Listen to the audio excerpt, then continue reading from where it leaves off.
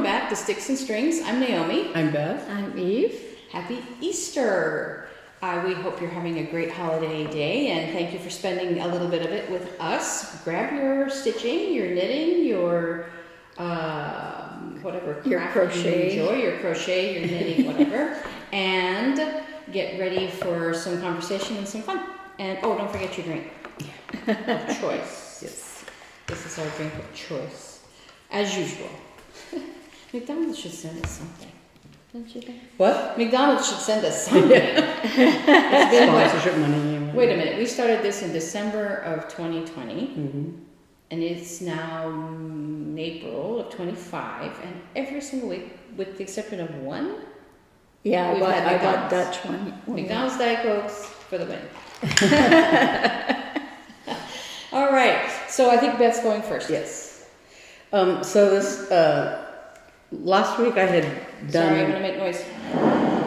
a couple of extra days on the barn owl, and so I finally started on Friday on the Jackrabbit, which is another Cottage Garden Samplings Year in the Woods series. This is number 3.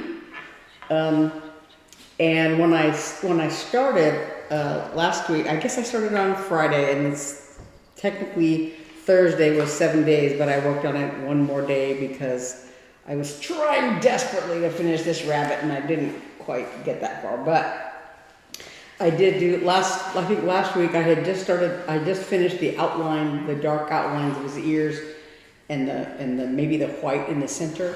But so I finished the orange. I finished all the orange in the pattern, in the little diamond patterns or whatever on the front, and here and there on along his legs and stuff. And so I was kind of doing color completing, as you know, this medium gray. I finished all the dark gray except for the tail and on his feet. And the medium gray, I finished. That was one of the things I was working on really hard. It makes up this pattern that all of these designs have. It has sort of a diamond pattern there. So I went ahead and did all of that. And so really on his body, all that's left is this sort of very light gray that I can just do back and forth eventually whenever I get to it. And there's a little bit of it on his legs and stuff. And then on the tail, I was trying to do, there's a white part of his tail that I couldn't get to before because it would have involved too much counting down here. But so I started to get to it last night. He looks so good. Yeah. Let me see. So, Oh, look at his feet. yeah. So I did part of the dark color on his feet, and so there's again some of that light gray along there, and then his tail has like white and light gray and the darkest gray or whatever on there. So, and there's some of that dark color on the bottom of his feet that I never got to because I had to get down there first. So anyway, technically I've done the 7 days on there. I've done actually 8, but again, I don't know when I'll get back to it, but I'm hoping that that I'll be able to finish it next go around, whenever that may be, next year, whenever it comes up. And then one of the things that was kind of fun that came the other day was my spring issue of Punch Needle and Primitive Stitcher, and it has some really. I keep telling myself I need to get a punch needle. And Oh, let me see. and I do have my needle punch thing. I ran across. I have it in one of my drawers. I thought I had maybe sent it to storage, but I have it actually in my drawers. And I really like. There's that bunny at the bottom, Mm-hmm. a little bi-colored bunny, a black and white bunny that I really like. And You should just do it. some other things. So I just Just try it. Yeah. You're so meticulous with cross stitch that it would be you would do a The great only, job. the only thing that's hard for me is the idea of like when you make the transfer pattern, you have to either put it up against a window or a light box or something so you can, because it's on there backwards, and so you have to make a pattern and then put it on your material. Okay, if it's 1-to-1, you're not making it a different size. No, I'm just saying that's And the it's only smaller, part. and it's smaller than what will fit in your printer. Just get a transparent. You say that like it's easy. No. For me, what's easy is It's you see just the pattern, paper. you do the It's pattern. transparent paper, and you just put it in the printer, and then you put copy, and a transparent one comes out. That's right. Yeah. But then you still have to put it on the material, and that to me is what's Okay. tricky. I'll But do anyway, I'll do it for you. but so yeah. So anyway, that came. So I'm excited. There's a couple of patterns in there I like, and I just haven't really looked through it carefully yet. But Well, what I suggest is that you buy a punch needle kit from your favorite box store I probably have one. and just do it so you don't care about it. Mm-hmm. And if you mess it up, who cares? And that way you get comfortable with doing it. Mm-hmm. Transferring the pattern as a whole, that's whatever. But you should just do it to see if you actually like the craft. Yeah. And if, I haven't been able to be successful at it for whatever reason. Because I forget how, anyway, it doesn't matter. I'm saying just get a little kit and see if you even like it. Yeah. Before you freak out about that. Because if you do that little bunny and you mess it up, you're not going to be happy. Whereas if you mess up the little cactus from Joanne's, who cares, right? So that's what I would do. Yeah. If I were you. So anyway, so I like that one. yeah, With the bee. yeah, I like that too. How big is that one with the bee? Oh, it's huge. Never mind. Yeah, it's like a... It's pretty big. Yeah. I'm looking for a little bee pattern because I found a. Well, this is the real size. It's like a It's 4x6. still it's too big. I found a honeycomb wood thing. I was at Michael's, and I was like, it needs a little bee pattern. Aww. That's cute. Yeah. There was one in there. I can't remember. There now. are some, I know. I just don't have That's one in my really possession. pretty. Yeah. Look at that one. A It's punch a- needle in there would be perfect, actually. Look at that. Tulips or whatever. Midnight tulips. It's pretty. Tulips at midnight, I think it's called. And there was one in there. I can't remember. That's cute. Cute Yeah. cat. I like to look through this book as though I'm going to do something, and I know I'm never going to do any of it.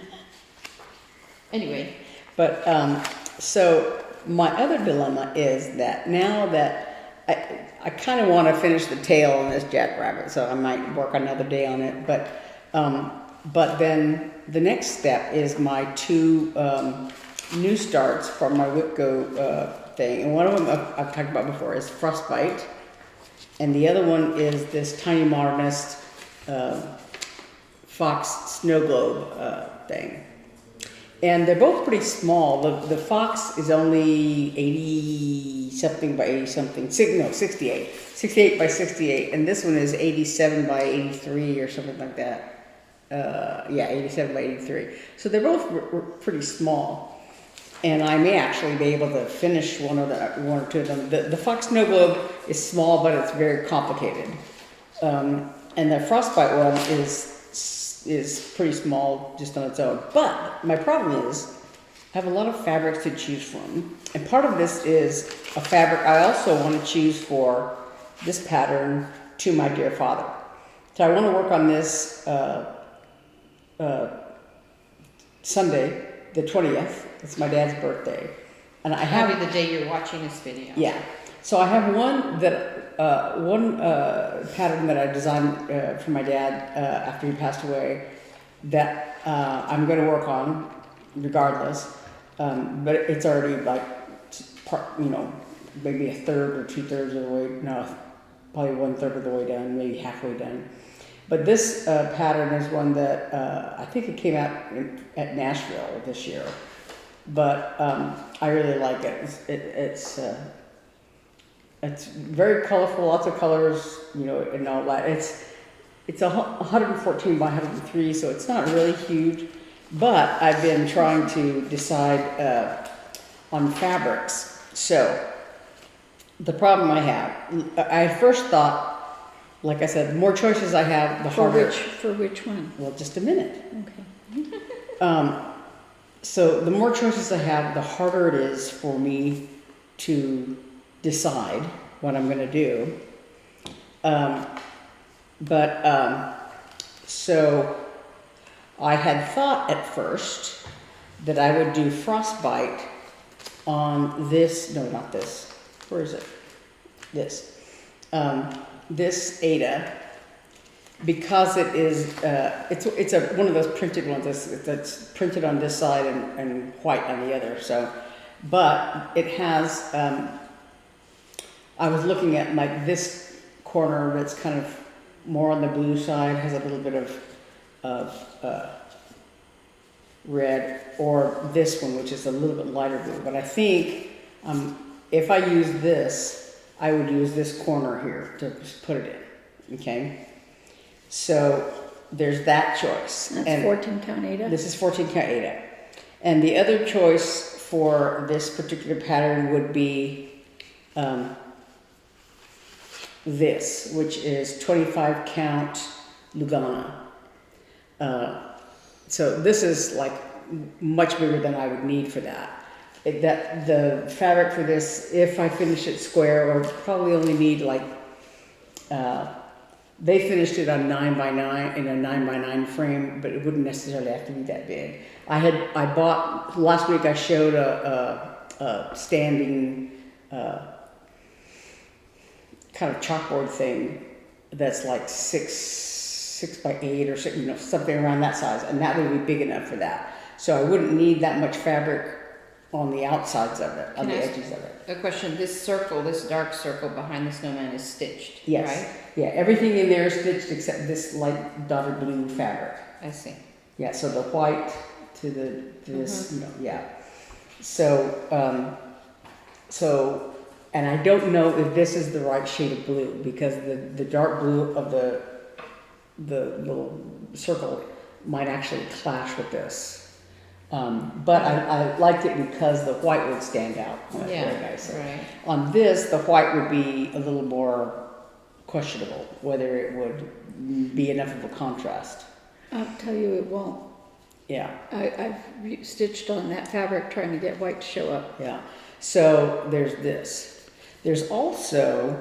Well, I also said you could use my fabric with snow on it, but that's 32 count, so it would be really small. There's also this, which is 14 by 14, but it's also very light, and the white might not show up enough of a contrast on it. So there's those three choices. So you decided against the 32 count one that I have that has a snow look on the back? Yeah, I haven't decided for sure. Like I said, the more choices I have, the harder it is for me to decide, you know, so. But anyway, so those are 3 options for that frostbite thing. And more than likely, now that I look at it, the white would not show up on this either well enough. So that might eliminate that.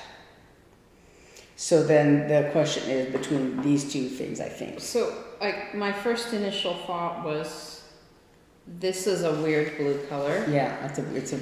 And I think what would be neat is actually if you did it with so I'm looking at this purple corner here, with the dark circle here, and actually the snow would fade into the white, into that lighter part. So it almost looked like this was more snow. Yeah.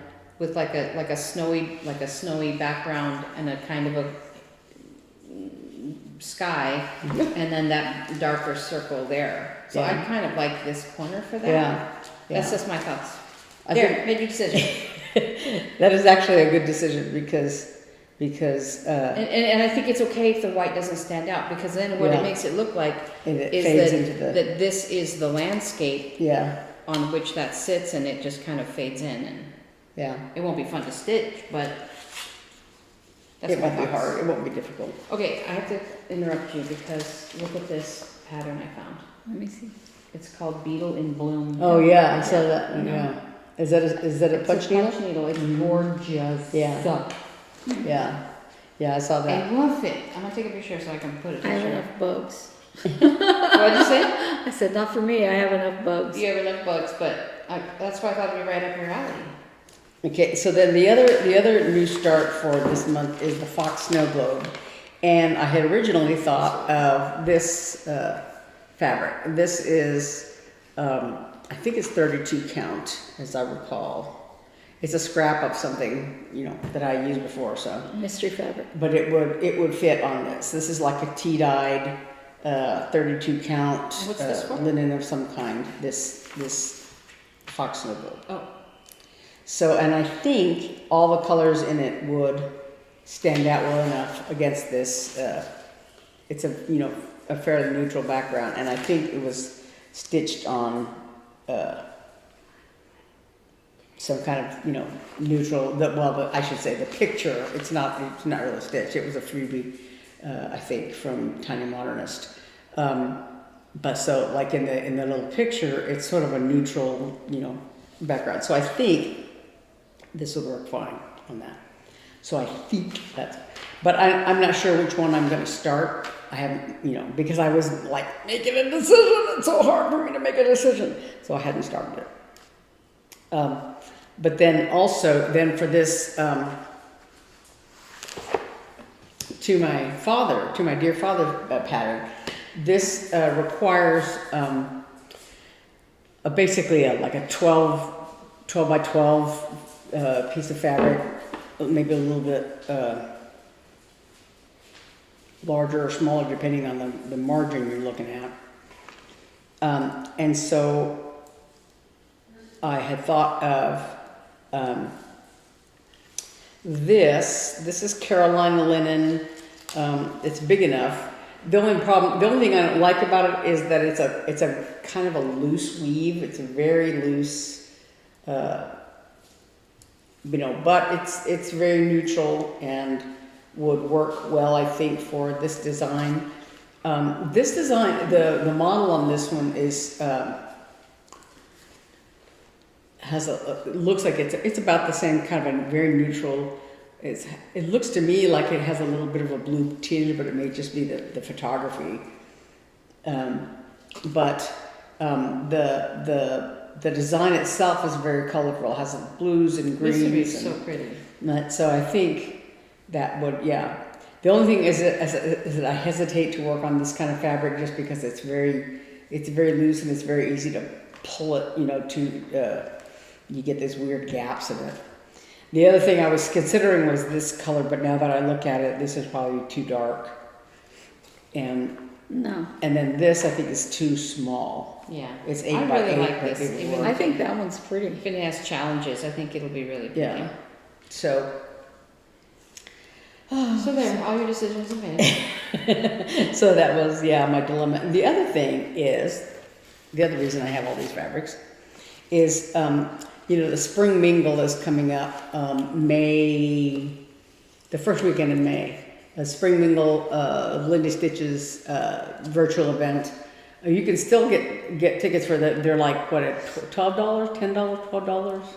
It's very cheap. And you Because- can also get tickets still for the classes. for the Yeah, there's a classes. class. For that one class. Yeah. So, but anyway, it's a virtual event, just like the Jingle Ball, and they had one, the Nash Dash event at the beginning of this month, was it, or last month? The Nash Dash, we were just after Nashville, not too long after Nashville, where people, it was just sort of a, pick a Nashville project and start it or whatever you want to do and visit while you start or whatever. And so Spring Mingle is kind of the same thing. You could stitch on whatever you want to stitch on. If you want to take the class, you could do that or whatever. But I thought if, I don't know what I'm going to work on specifically, but I thought I might use that as an excuse to start this. This is something I bought, I think it was a Nashville release, I don't know. Mouse's Snow Day. So I have several of these mouse things, and I was just trying to think, I don't know if I finished them on the same kind of fabric or whatever, but in a way, I don't care. Doesn't matter. Yeah. So this is finished like on some kind of a neutral fabric. I don't know if it says in here. Stone Dyed Effect is what it was called by Fabric Flare. So I was looking at the colors, and fortunately I have all of they're all, oops, this does not here, doesn't go in here. These are all Weeks Dye Works colors for these. And all of these snow day things kind of use in some variation on several of the same colors. But anyway, so these are the Weeks Dye Works colors for this project. And this is only, I want to say 68 by 68. No, 59 by 59. Yeah. So it's not that big of a design. And again, I'm looking at these different fabrics. I like that one. So That doesn't look like it's snow day? Yeah. Oh. Doesn't matter. What I want is, because I'll see on this one, the white doesn't really stand out. There's a lot of white in this. And so I wanted something that the white stands out on. And I think... I like that because it looks foresty. Yeah, and the only thing that would not... There, decisions made. Yeah, so I really just did this like 5 minutes ago. I was pulling all these threads out. And even the green shows up I think it's pretty well on there. I like it. Yeah. So this one has a lot of blues. So I just have all these colors, and I tangled them all up. So these colors against this background. So I think these will all work there. And this fabric is 30 count. That I got at the attic. It was just like they had a little basket of scraps. That's really pretty. Of different sizes. So, yeah, and this is like a 9 by 10 piece of fabric, so I think it'll work because this is a pretty small design. But yeah, I think that's me. In your corner gauge, so you can start something right now? Yeah. I have, let's see, 5 more stitches, and then I'm going next. I just want to get done with this row. Well, that being said, while I'm waiting for you, the dog seems to know when we're filming and says, I need to go to the bathroom. And it reminds me of never having a warm meal when Robert was a toddler. Okay, so what I'm working on right now is my aunt's sweater. I have not worked on it a lot, but the 3 balls of yarn that I'm using are now this little, which is why just today I wound up, actually one of them I did last night by hand, and then I rewound it today because I didn't like it. Anyway, I just wound these right before I came, on the off chance that I ran out of yarn while I was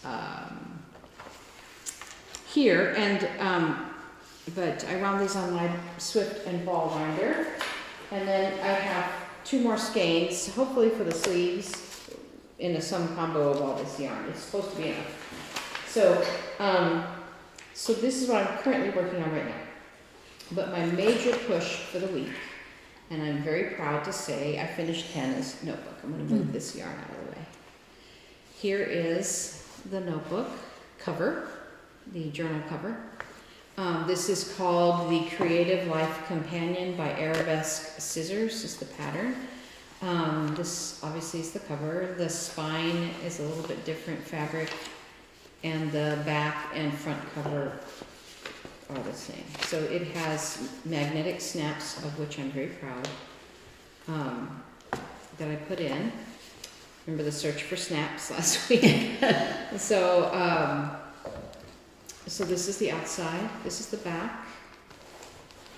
cover, and then the cover of the book. Now, the inside of the flap has a pocket, and these two fabrics were leftover batiks from my my quilted coat that I made. This I bought new, and this and the back was what I had bought at Joann's on sale. This spine is another one of, I think the sleeves of my quilted coat are made from this. So you open it up and it has this little pocket that you can put things in. I put a sticker sheet from her notebook in there just to show her, and then the other side of the snaps. And then this is one of my favorite parts, this flap extension they call it, and a pen holder. This is not her pen, this is my pen. I just put it in there to show the pen holder. And then as you open it up, this is another, so this background fabric, it has polka dots on it, and this dark blue fabric were also part of my quilted coat. So this is a little pocket here. This is a pocket with a flap, which is kind of cool. It's a little flap. The pattern also has a thing where you can put like a little notepad, like a to-do pad or a grocery list pad here with a little elastic holder, but I chose to do the pockets. And then the notebook I purchased for her, and then this is the behind the notebook. There's another long pocket here, and in it I have the label from the journal, because Moleskine, this is a Moleskine journal, which is our favorite kind of journal, and it always has on the label it has, because this is a blank book, it has like different useful little rulers and guides that you can use, and so I put that in this pocket for her. And then if you take the notebook out, so you slip it out of its pockets. So this is the journal I purchased for her, Moleskine. It's just a blank journal, because she does bullet journals and drawings and all kinds of stuff. And then it has a lining here that is sewn at the top and bottom, but not here, so you can get in there and do the snaps and stuff. And right here at the bottom, I wrote, for Hannah, 2025, love Mom, behind the notebook, so that when she changes out her notebook, she'll see that. And so this is what it looks like without the notebook in it. The lining is a little wrinkled, but and it's, so this side is wider and this side is more narrow, so that you can get the notebook in there. And this this notebook that I purchased for her, I asked her, what kind of journals do you buy? And she said Moleskine, so I knew what she meant. Now, there may be some that are thicker this way, but this is the general size of a Moleskine notebook. Now, it's a little bit too small for this thing, but this will accommodate whatever kind of journals Also, once she puts things in the pockets and everything, right, it expands it. So you put one end in like this, and you kind of pull the spine backward, and the other side will slide in. And Moleskine has its own elastic, but I just put it around the back thing there. And then I like to slide it all the way forward so that this corner is filled with the journal. And so there's a little bit of space back here, but it's not as critical. So this is for her birthday, and which is the end of April. But I will be taking it to her when I go to Boston, beginning of May. So that's done. Now the other part is the inkwell, which is you can buy when you buy this pattern. You can buy a bundle with the inkwell, and I'll show you a picture of it here. It's a little pouch that has an elastic loop that you put on, and you can either put it here on the front cover, or you can attach it here to the spine. Now I mean, she'll put it where she wants, but I think I'm going to attach it to the top here. and I'm gonna match it has it's like a pouch. It has darts so that it sits open like that, and it has a flap that comes over, and so I think the flap will be this pattern and the main part will be this pattern, because I have tons of it, and it holds on with an elastic, and I just have simple black elastic that'll go well. So that I still need to do, but I pushed really hard a couple of nights to get this done. I'm really, really proud of it. And do you remember I had the dilemma with the pockets, right? That I had cut this kind of fabric for this flap, and vice versa. So I recut it, and I think it's much better. So so that is that. That's what I did. The other thing I did, lest you think that I only sew for one of my children. Oh, I wanted to show you the snap dilemma, where I had to go searching for snaps. I wound up finally ordering them off of Amazon. I got this whole set, and it was nice because it had all the different colors. It had this burnished bronze, bright brass, silver, and like a dark color, dark gray, what is that? Hematite. It says tin, but it's probably. He just tried to call me. Sorry, we had to take a pause. My brother called me while I was talking, and I just dismissed it because I thought, well, which is not. Sometimes he'll call me, so it's not unusual. But I was a little bit like, And then while we were talking, then he called Eve, and I'm like, something's wrong. But no, he just wanted to chat. He just wanted to ask if we were missing New Mexico because it's snowing there. It's snowing there. So anyway, the answer is yes and no. I miss the food, not the weather. So anyway, I was talking about these snaps. I really liked all the different color choices, and I thought that with the color of this inside, I thought that burnished bronze looked really good with it. So I was glad to get these snaps. And you ordered those off Amazon? Yeah, Mark ordered them for me, and they're super easy. You just make a couple slits in the fabric and put the prongs through. Then you put a washer on top and you bend the things back. It's super easy. Yeah, I used to buy them like that at Joann, and now I guess I'm gonna have to order them. So I went to Hobby Lobby and they only had sew-in ones. I'm like, no, thank you. So anyway, handy dandy. That'll last me a while. So then I was like, oh, I should make one for myself, but I don't journal. Okay. Then the other sewing. So that was still for that, but. I was saying, lest you think I only do things for one child. Eli started a new job at Fry's, and as such, he has to wear what's it called? An apron, and with use of only one hand, tying it is impossible. Do you remember the thing I made him to cook with? Yeah, when he was younger. Yeah. So we went through all different. So until yesterday, he's had to have someone tie it for him. Either one of us, or sometimes we go to work, and but we don't want that, right? He needs to be able to do it himself. So I thought about it, and he asked his manager, is it okay if we modify my apron? And they said, as long as it's nothing on the front. So we're like, okay, cool. So I went to Hobby Lobby and I bought these. They're little, like a D-ring. I guess it's a rectangular ring. Oh, yeah. And it was the right width of his apron string. So on the left side, I cut the string, cut the apron, what do you call it? The strap that you tie in the back, and belt, and I folded it on itself, and I put one of these on there. So it's a little tab with a ring like this. And on the other one, at first I did it too long.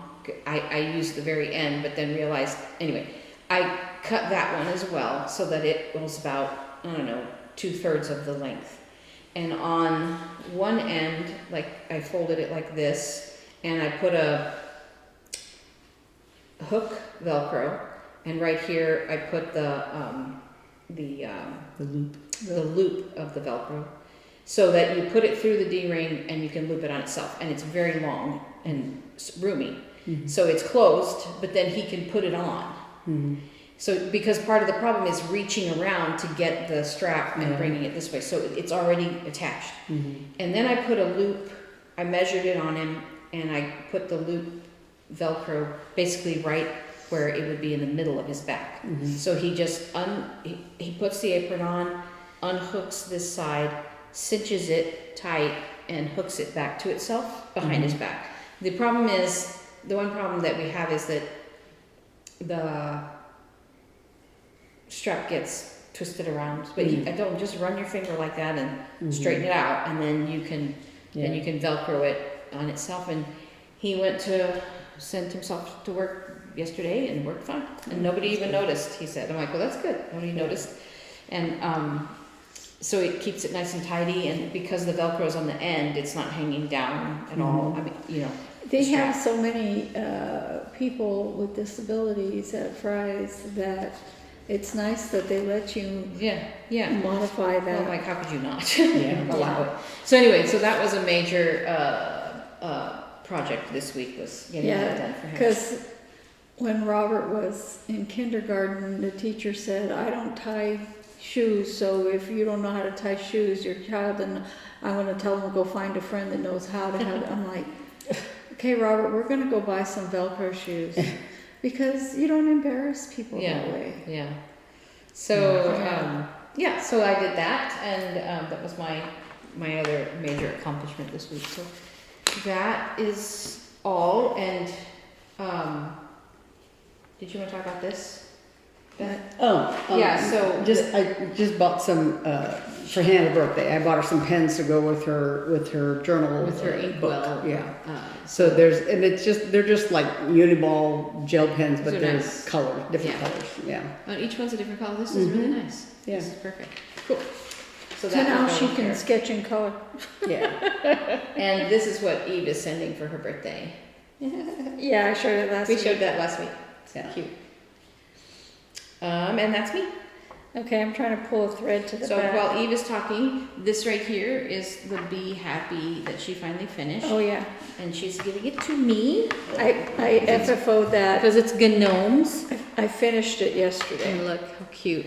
I It's got a little ribbon. kind of sort of used Vanna Pfeiffer's tutorial, and had I done it exactly like her, it would have come out a lot better.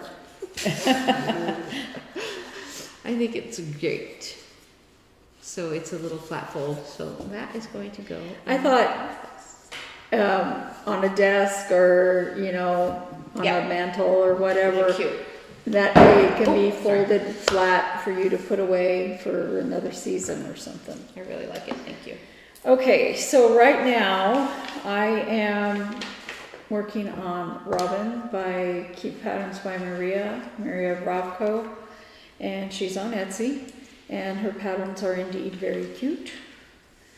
This is my progress. I've gotten a lot of progress since I finished the face, and I'm working on the body, and just now I'm like, I don't know what's wrong with, you discover a mistake when you go to put in the next thread, and you're like, something's not right there. I know. And I looked at it and I'm like, but it looks right. So I don't know where the disconnect is, but it's not working. So I decided to take out the other one too and figure it out from there, because if I have to fudge stuff, because I am not frogging any more than just a few stitches. Yeah. Because it's so dense in different colors and blends So and cute. all that. It's like I'm not going to be trying to undo that. And I did a little bit of back stitching, and I figure if I do a little bit of back stitching every time I sit down to do it, then at the end it won't be a nightmare. Yeah, it'd be overwhelming. But look, he has a little eyelash around his eyes. So yeah. Anyway, I'm working on that. And then I worked some more on Moonlit Moth. Counting puddles? Yeah, counting puddles. Let me turn this off before I waste juice. I joined that SAL, and I am all like, how do you finish that so fast? Oh, because they're not working on 10 things at a time. But backwards. Okay. So this is where I am so far. I got one whole thread of green in. Nice. I did put in the shiny on the purple. I think I did that last week. You can kind of sort of see it up close. It's not going to show up on. I know it's there. I like the fuzzy antenna. Yeah, well, they're fuzzy because. No, I mean that's how they're made. Yeah, but they've also got a sheen on them. They're neat. Yeah, it's really pretty. It's gonna look really pretty. Yeah, I put a little. Do they? Okay, here's a crazy idea. Do they make backlight threads? Black light threads? I think so. They would glow in the dark. Yeah, That's what I mean. They glow in the dark. Yeah, that'd be cool. That'd be really cool. I have glow in the dark threads. I just said I have glow in the dark thread. Of course you do. I also have glow in the dark yarn. So I know they make glow in the dark yarn. Yeah, but it's hard to work with because it's very. Because it's got filaments in it. Yeah. Well, actually, it's like the one I had. Feels like it has a coating on it. Yeah. Anyway, we just mentioned the weather. This is under the sea temperature chart. Have you put in yesterday yet? It was so cold yesterday. I couldn't believe it. Yeah. Yeah, we went to the Good Friday service at church, which was in the evening. No, I put in Friday. I didn't put in Saturday. And so I said, Beth, you're going to need a jacket. Yeah. And it was a little warm for a jacket. Yeah, because sweater. We walked from the car to the building. We had to kind of go around a long way, And by the time we got to where the service was, I was kind of hot, and I thought for a minute briefly about taking off my sweater or whatever, because the shirt I was wearing had short sleeves and all that, but it was kind of warmish when we walked out of the house to the car, but when we came out of the service, the wind was howling and freezing cold. So cold. Yeah. And I texted Robert because he was at work. I said, "'Tis not a fit night out for man nor beast." Anyway, up until then, it was still warm. It was like 100, right? Well, it was a couple of days ago. Mm-hmm. Actually, it's been going down. The pink. See, I didn't want to make hot the same colors. I wanted more tropical colors. So my hot colors are versions of dark pink. Okay. So the hottest days are these pink days. And then it started going back down to yellows, which are the middle colors, which I know is weird. It's okay. But as long as it's the same color every time. Yeah, doesn't matter. So when I put in tomorrow's, yesterday it was 77 when it was still warm, or 75. I don't know. It's cold, and it's cold today too. Mm-hmm. You can't tell. I'm wearing long pants. I'm wearing a long sleeve shirt because I went to get eggs. Yeah, because you had to go outside. But wild weather, and my brother just called to say that it was snowing there, and he's like, it's not going to stay on the ground very long. Snow doesn't stay on the ground very long in Albuquerque, so sorry. Tail is coming off one of my DMC threads, and I want to put it back on, but it's not going to work. Okay, so as I said, with Snowed in Winter by Stitching with the Housewives. Oh, by the way, the last pattern was designed by myself. It's on our Etsy shop under the sea temperature chart. This is Stitching with the Housewives, Snowed in Winter. And does it look like I did less work than what I had last week? Yes, it Did does. you take some out? Well, yes and no. Oh. I started adding this snowflake. But then I said, well, let me finish off this white here and get the edge of the snow globe so that I make sure that everything fits correctly. Sure. Okay? And I stitched the bottom white one all the way, and I started going to do the word winter. Skipping the letters, and I came to the other side and I went, why is this not the same on the other side? And I look at the pattern, and yes, it's the same. Because way back here, I have one stitch too many on this side. So I went ahead and pulled out all of the white up to a certain point. The dog came and said, they're leaving. So I took out the white to a point because it's kind of hard to, what I did was I stitched blue, then white, then blue, then white, rather than white and then blue. Okay. And when you stitch over something, you got to kind of pull them out the same way because they connect on each other and it's hard to take it out, right? Mm-hmm. And I knew I was going to have to take out stitches on one side a little bit. And I looked and I was like, I'd have to go and take out all the other side too. But in order to take out just this side, I had to adjust stuff on this side anyway. So I took out 1 or 2 stitches over here, but that was easy because it was the end of the tail, right? Over here, I just went ahead and cut the thread. I was not gonna, there was nothing wrong in here in the middle, you know. So I've been crying over this every morning. Oh my gosh.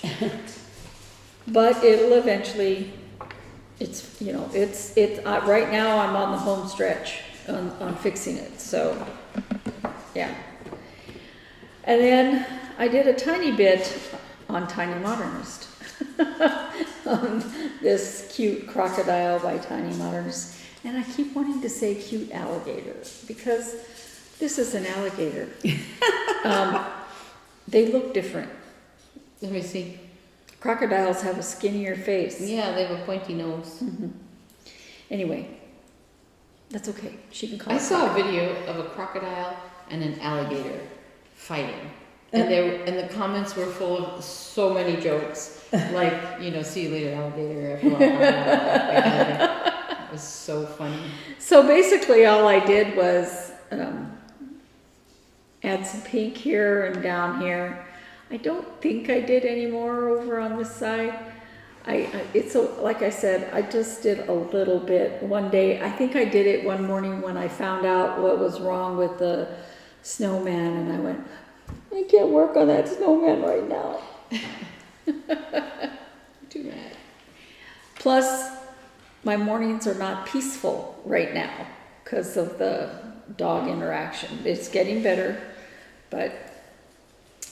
And then my project that I was concentrating on at the beginning of this month was Botanical Bee.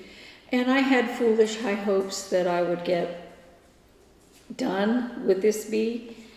I didn't even get part of the way done, but I got a lot more accomplished than I did before. I have half of the second wing done. I have the flowers in the body done except for one tiny little color.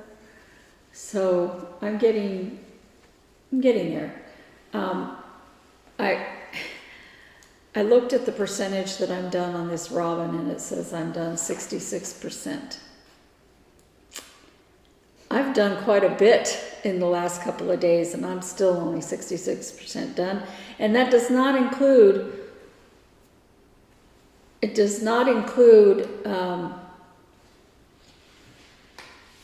back stitching. So I'm probably not going to finish this bee until next year, and I refuse to start Ladybug until this is done.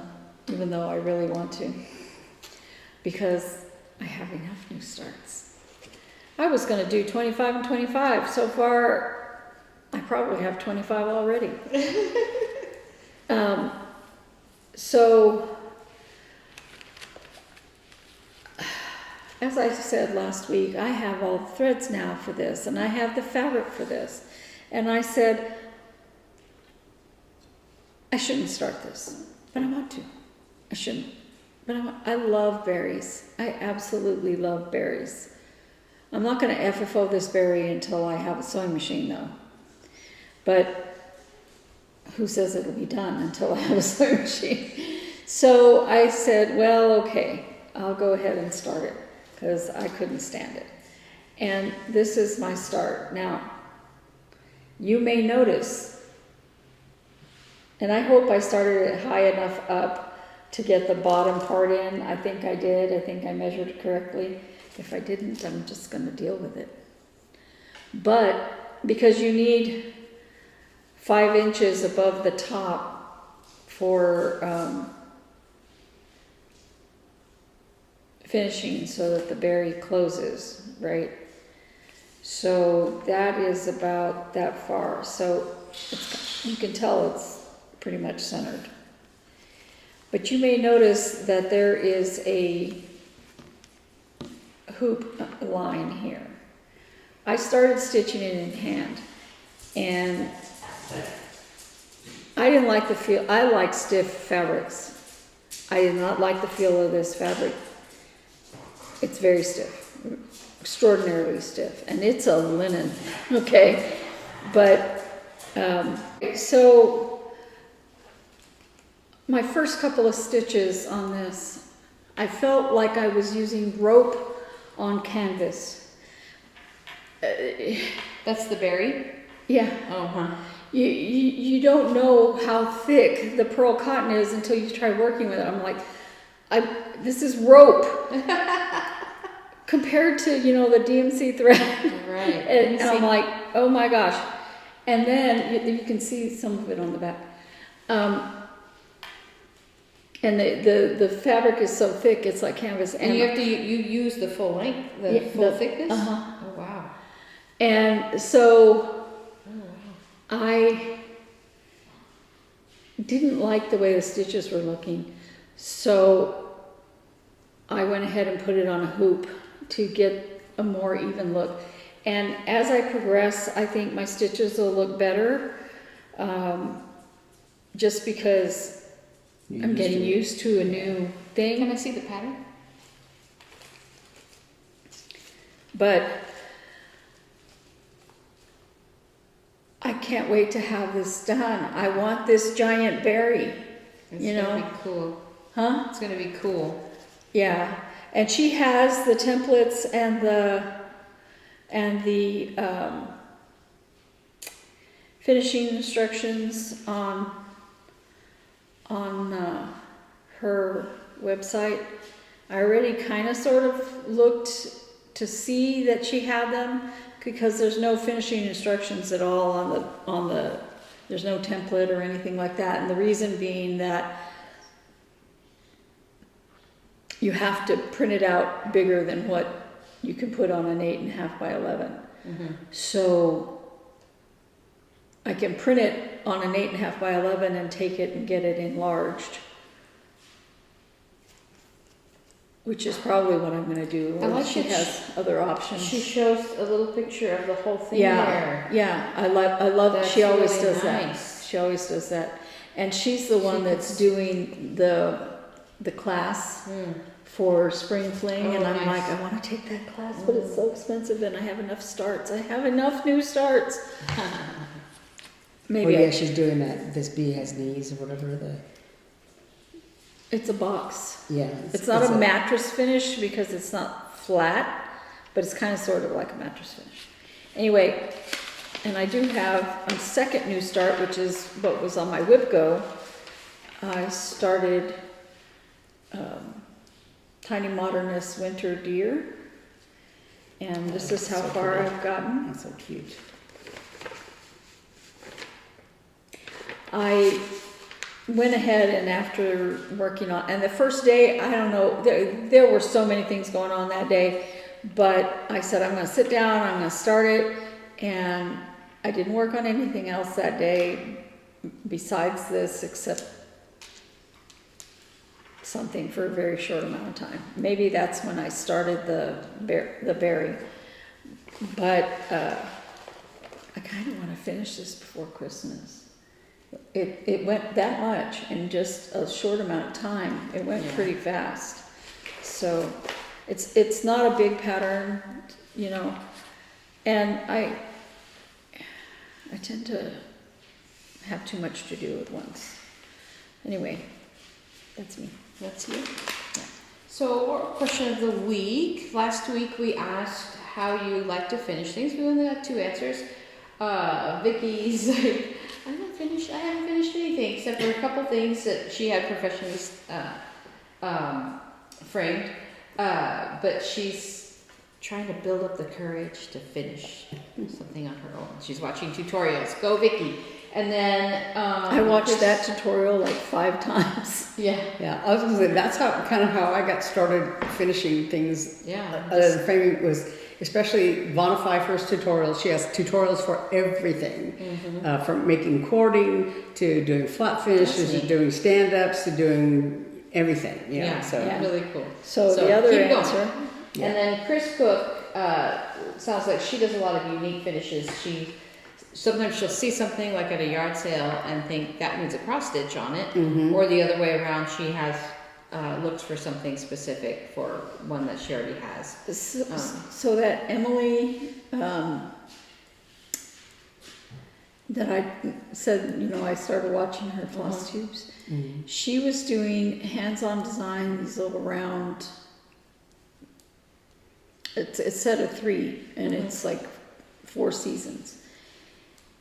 And she did the cutest thing. She found a little shutter, like a narrow shutter, and she refinished it, cleaned it up, finished it. You mean like something like this, but skinny? Yeah. Oh, neat. Yeah, but without flaps. Yeah. Okay. And she hung them on that, and it was so cute. Yeah. People are so creative They're and so so creative. inventive, and don't think that however you decide to do it, like when I finished that, I was like, oh, this is bad and that's bad. And I said, you know, I don't see anything bad. it's my first time of doing a flat fold. Yeah. And I knew I was not doing some of the things that she said to do. But it has the cutest little fabric. It's adorable. Yeah. It's gnomes with bees on Yeah. a thing that's gnomes with bees. I I mean, know, how it's funny is perfect. that? And Chris Cook also says that she likes to do things that where she said, I like a finished pieces that I can change the cross stitch in and keep the finished piece all year. So like the way people do with magnets right, and stuff. right. Yeah. So that's cool. So this week is just real simple lift. Since it's Easter, what are you doing? Do you celebrate Easter? And if so, how are you celebrating? And so just let us know. Our Easter's a little different this year, at least for my family. My son probably has to work, but we won't know if he has to work until today, Saturday, because he gets his schedules on Saturday. So we're just kind of playing by ear. But so we just want to know how you're doing this week, this weekend, and this week, and let us know. So for stories on Thursday night, well, first of all, I couldn't believe this. A while ago, our local theater company, Harkins, put out a thing on Instagram that said we're having a 20th anniversary party for Pride and Prejudice. And it's one of my favorite movies. I watch it literally all the time. And I sent it to my husband because they were like free popcorn and a cocktail or a mocktail called the Lizzie, and even like an event with a photo op and all this. And I sent it to my husband and I was like, I'm gonna go to this. And he's like, okay. And I was like, what? And he was like, I'll go with you. And I'm like, okay. And so we made a night of it. We went to, I didn't send you any pictures. We went to this beautiful restaurant that I've been to before with actually Rachel and Mark's cousin, and Rachel's cousin, and his wife, and it was called Farm and Craft. Look at my dinner. It was so good. It was so beautiful. It was I'll put a picture up. It was a steak with over like roasted vegetables and cauliflower mash, so I could eat it. And they have a sign in there that says, "All I want is food and affection."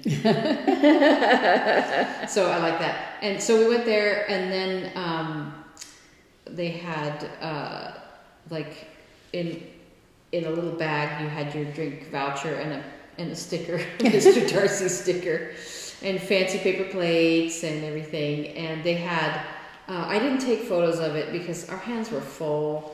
And it was we just walked around and looked at everything, but they had like photo ops with like the buildings in the background. You can actually see on Harkins's Instagram.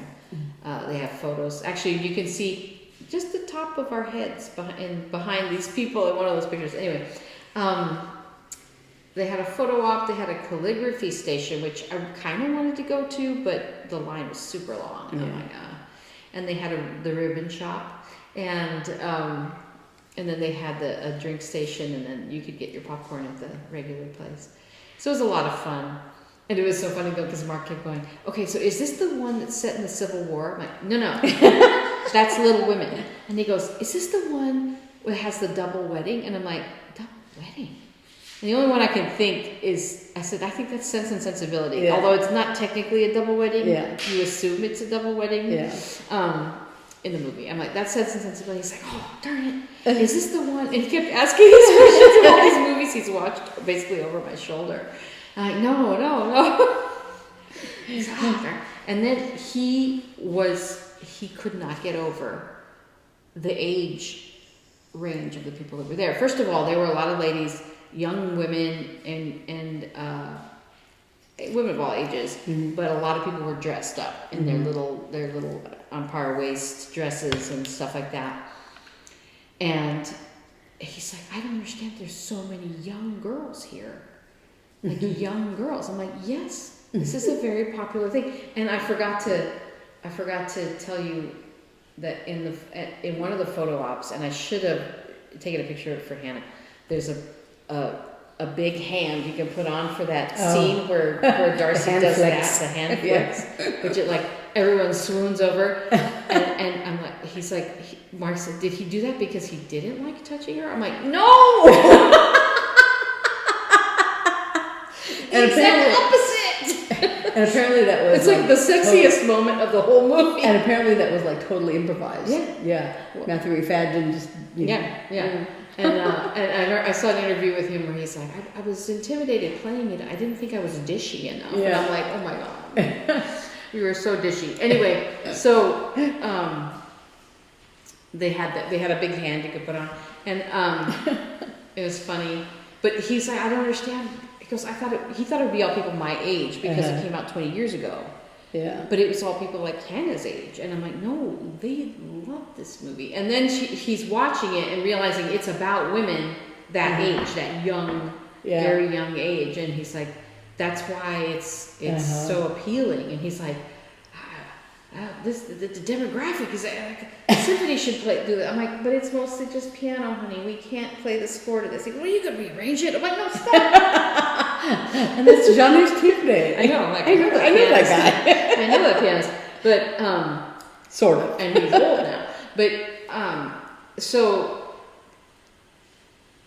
anyway, he was just like blown away by the whole experience. I'm like, and he was like, there were some men there, but not very many.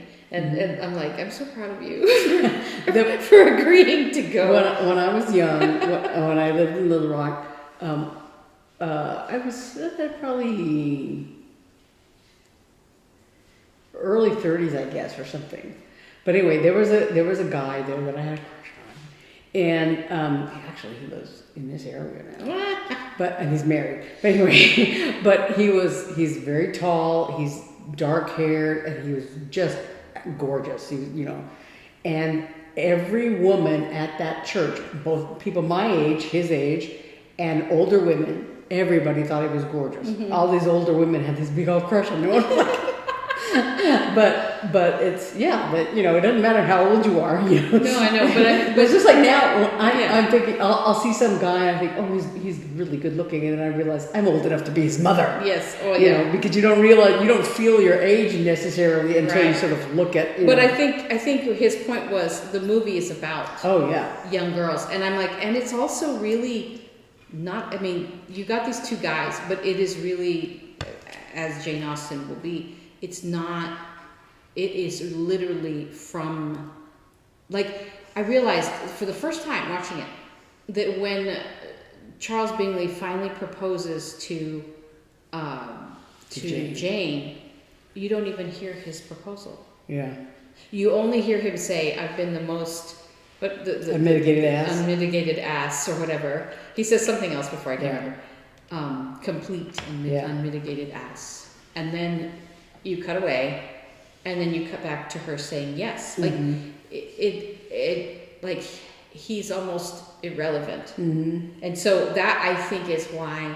Now I haven't read the book. I haven't read it completely, but I think it's why it's so attractive to young women because those women are, even Jane who is, you know, the beauty and whatever, and she's very shy and everything, but even they're so strong. They're such strong young women, and they're living in that time when the girls, and Mark was like, what do they mean? Like the whole family is ruined because Lydia ran off with that guy, and I'm like, yeah, that was the deal. Like any part of your family doing anything veering at all would make all of you. You know, whatever. And you're from that family. Yeah. Well, and one thing I read recently, because of course they're talking to Joe Wright, the director of the movie, you know, like because of the 20-year anniversary thing.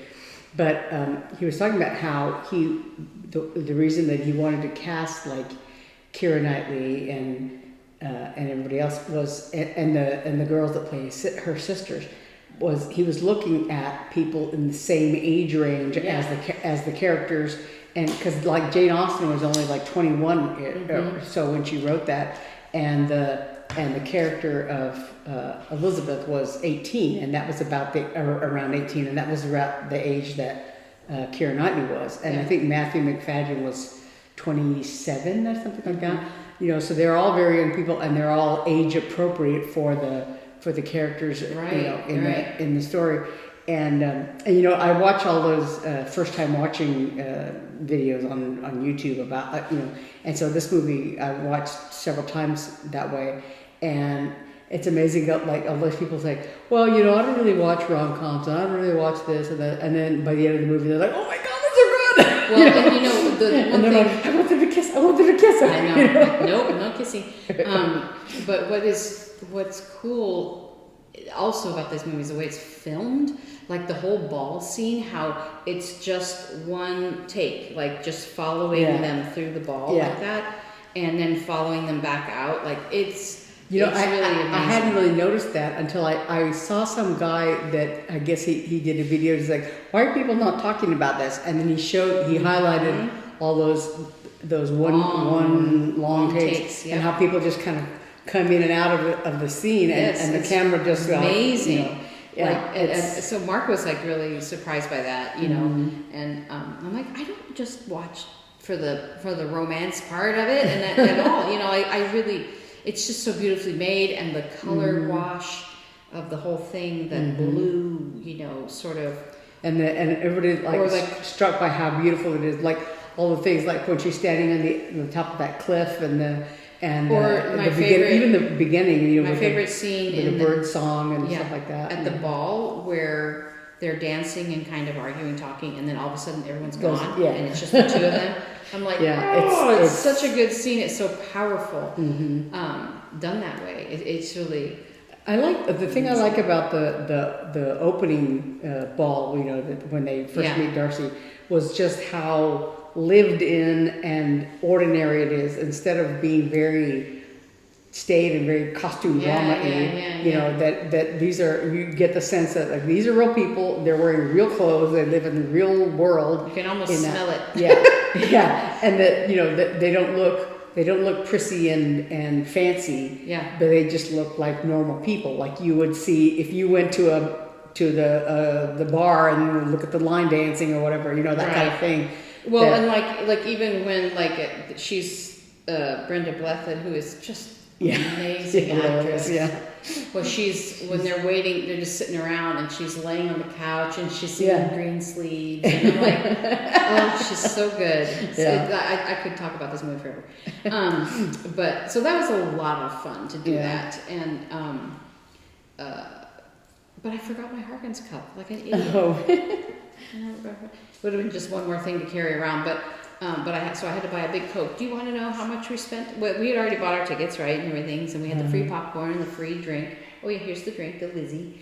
And I was like, I still want a big tub of Coke, because that drink I got, Mark didn't get one, but I just got the mocktail. Mm-hmm. It was so sweet. I'm like, a little bit, I'm not going to care about my blood sugar tonight, but I cannot drink this drink. And so we sipped on it because it tasted really good, like a piece of candy. So, but I'm like, I want a drink. I want to have popcorn. I want a big drink. So I got a large, even though I'm like, my cup is at home. We have refillable cups, so you can get like I think it's $3 now. Yeah, it used to be $1.50 or something. Anyway, you don't know how much I paid for that Coke? $7. $7.50. I was like, oh my. When you buy your new cup, it's that much too. So it's a little bit more. Yeah. But at least you can. But then you get it like cheap. Well, you know. Well, because they have the popcorn perks, which cost $30 a year. But if you go to the movies more than 5 times, that's a free popcorn every time you go. Yeah, you get a popcorn perk. You get 30 popcorn, which means they're, Anyway, so right, you get 30 in a whole year, right? Yeah, so it's not bad. And so normally, if you have your refillable cup and you have your popcorn perks, you can go to the movie, you spend your ticket, but then you walk away with you can, if you don't eat more, you can walk away with like $3 at the concession stand. So I really like that. Then I can't believe I forgot. I was like, I can't believe I forgot my thing. So you were too excited about it. I know. It was fun, and it was fun. So we had a nice time. But I have a quick little story. So, as you know, I'm teaching young Rembrandts, and they did a portrait. I may have mentioned that. Portrait drawing is very hard, so trying to teach that in an hour to little minds is so difficult. Yet they did such a good job. Oh, did they? And one of the things I did when I'm doing this at the beginning of each one is because they provided this little thing that like the drawing is this big. I can't put that up. Yeah. And it's how a face is structured, right? So I'm like, okay, everybody, put your fingers right here on the edge of your eyebrows. And so they do this, and I'm like, okay, draw them backwards. What do you touch? My ears. Yeah, the top of your ear, right? Okay, now put your finger right here on the edge of your nose. It is true. Go backwards. You touch the bottom of your ear. I'm amazed. I'm basically symmetrical too. Well, I told them, if your face is not correct, don't cry. I said, I want to show you some pictures. I pulled out Picasso.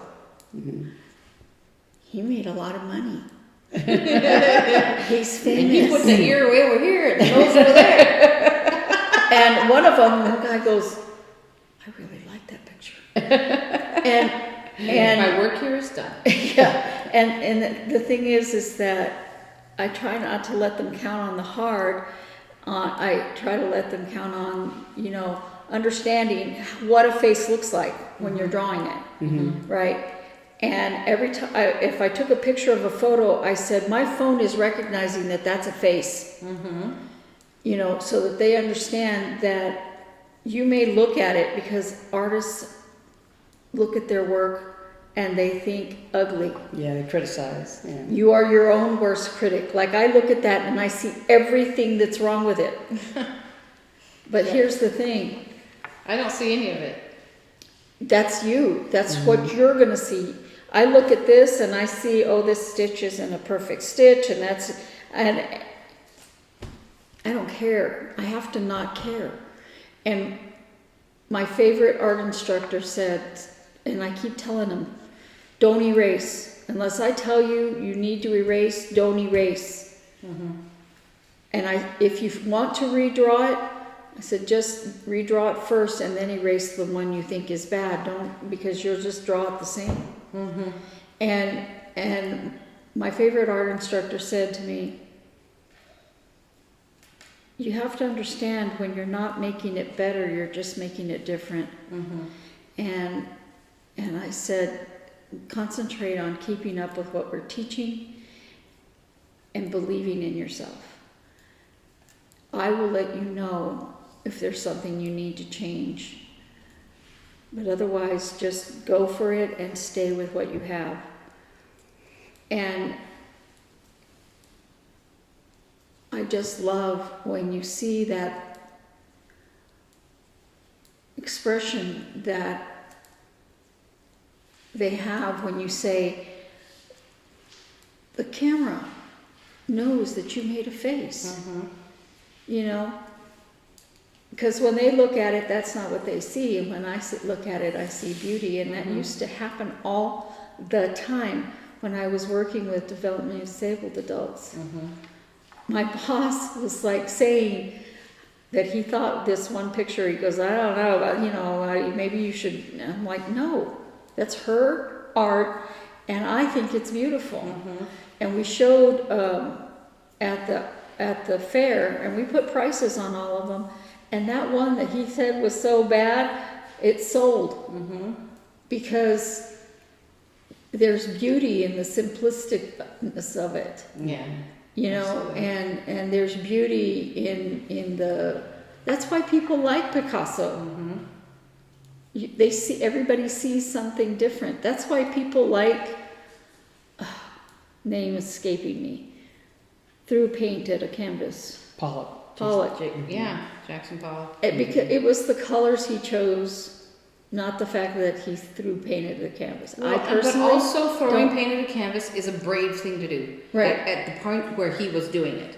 Now it's copycatting, but at that point it was. Yeah, And I've seen other people who do that kind of thing. I saw this one on Instagram where she was painting with all these different things, with beads and all kinds of stuff, and then she's done, and it's this amazing painting. And Yeah. I personally don't care for Pollock, but that's that's the way I like things. I like more realistic art. But in the bathroom where we were, they kept getting paint all over the walls when they were washing their brushes or washing their hands, and it wouldn't come off. So I said, let's embrace it. And I said, we're going to Pollock the bathroom. And we splattered paint everywhere. And because you're either going to embrace it or you're going to just say, oh, that's bad. Mm-hmm. And anyway, I hate the fact that we're teaching art out of kids in schools. In some ways, yeah. We're teaching kids out of music. We're teaching kids out of art. We're teaching kids out of other creative outlets. And creative outlets do so much to expand the mind. Mm-hmm. Yeah. So, like music. Yeah, I think that we're, especially now because everything is photographable, whatever, that we have a tendency to think that everything needs to be realistic. You know, because you can take a photo with your phone, and so we don't think of creating it ourselves. I think the bigger danger is that because of social media and the internet, I mean, I use it, I love it, whatever, but because of that, the comparison happens. So you're like, you see it happens to me. I really liked embroidery, not cross stitch, like actual embroidery.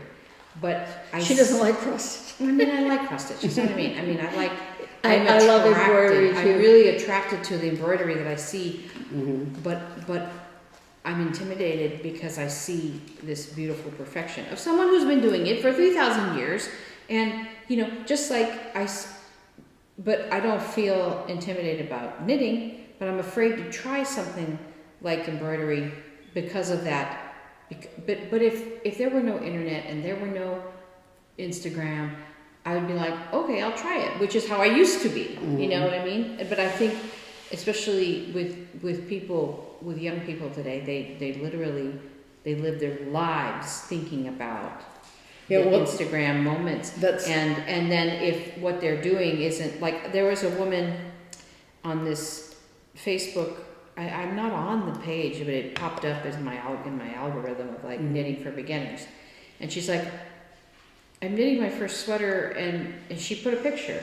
She goes, and I see so many mistakes. I don't understand how people can knit their first sweater, and it looks so beautiful and all this stuff, and I have these weird holes, and we're all looking at her, the shot of her sweater, which was the shoulder increases here, which were beautiful, and her stitching was even. It wasn't like all weird and wonky. And a whole bunch of people were like, there's nothing wrong with your knitting. And I said, and the only way you get to learn is by making mistakes. So finish it, because her husband's like, she said, my husband doesn't want me to frog it, but wants me to keep it as a way to measure other projects in the future. And I was like, he's being kind, because he's spent, first people are like, no one should tell you what to do. I'm like, he's not trying to tell you what to do. He's saying, you've done all this work, don't just throw it away. And if you want to get, you want to start over, that's the beauty of yarn. It turns back into yarn when you undo it. So I said, but just finish it. Well, and have your first sweater. Everyone has their first whatever. Like that berry. I know I had to put the hoop on it because I didn't like the way the stitches looked. And I know that as I progress, I'll be more accustomed to stitching with rope and canvas. Yeah. But I told Beth I should just go buy some rope and some canvas and have at it. Like a sailor. But Beth, being intimidated by a punch needle, it's very easy to measure yourself against other people. And I keep telling the kids, don't measure yourself by somebody else's artwork. Don't look at your neighbor and say, mine is not as good as yours. Yours is just different. Yours is different because you're a different human. Right. And don't measure it by mine. I'm 65 years old and you're 6. Right. So don't measure yourself by other people. And it's so easy for us to always look at our neighbor's work and think that we are less than. And I tell them, it would be a sad, sad, sad world if we were all Gauguin or if we were all Monet. And their work is beautiful, but it's different from each other. We were joking at work the other day. My boss is like, yeah, it would be really boring if everyone was the same. And I'm like, yeah, who would we complain about? Well, when we were talking about the social media world, is like, if you look at, like, there's kind of a joking memes where people show like what they see on Pinterest, and then when they try to do it themselves, how it comes out or whatever. And that's kind of part of the problem, is that you see examples of beautiful cakes and beautiful this and that and designs and this that people put on Pinterest, and so people try to copy it, and of course they can't do it because it's whatever, because they're not professional. Because the other person made it 6 times before they started to put it before they put it. And so but also, like, I was thinking about like with cross stitch, if you look back at the like samplers that little kids did, when they were 9 years old, and it was this beautiful sampler they did, whatever. But a lot of times in those original samplers, people talk about, the people who do the reproduction things, they talk about how, this little girl, like she, you can see like sometimes they'll have a word or that gets to the end of the word, and then like the last letter of the word is over here because they ran out of room, right? Or they do a like a half of a motif, whatever. They'll do part of it, or they'll do it in different colors because they had ran out of this thread, and so they just put in some other thread. And that's the thing, is that we think, oh, it has to be perfect. Everything has to be perfect, and those young girls, were learning, first of all, they were learning to copy motifs that were, that their teachers were teaching them, here, do this. And so they were, Didn't matter. Yeah, and they were practicing, and they were kids. And also, that was, who knows when they started and how often they did it before you get the beautiful sampler that somebody saved, And so, yeah, when you're first learning how to do it, is very different from there's a freedom in that. Yeah. In just doing it to do it, for the process of doing it rather than the product of doing it. Well, and I often, because Beth's stitches are very even, very good. And sometimes I look at her work and go, man, my stitches aren't, you know what, I stitch in hand and I stitch what I like, and you're enjoying it. I'm not that. Yeah. But you said you needed to leave by 1. I do. Yeah. I just realized yeah, Eli's got to get to work. So, and he's with me today. So we are going to go. We hope you have a wonderful Easter, and we will see you next week. Same time, same place, same silliness, same unfinished work. And who knows, maybe another FFO. I was going to try to start one of these projects, before your very eyes. I do start, but it's like I realized I can't because both of my projects have like these rounded finishes, and so they're like I can't start in the middle because I'm doing it in the corner of this fabric, and I blah, blah, blah, blah, so no, it didn't happen. So I'm stitching on more of the jackrabbit. Thanks for joining us again. We appreciate you so much. We'll see you next time. Bye. Bye.